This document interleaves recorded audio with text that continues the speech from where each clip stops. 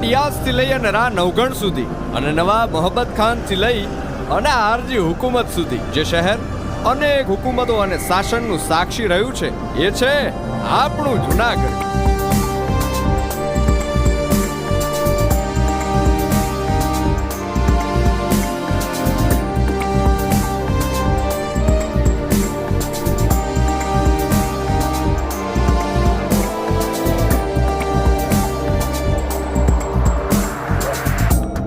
ધર્મ અને ભક્તિ તો આ ધરતીના રજે રજમાં વસેલા છે.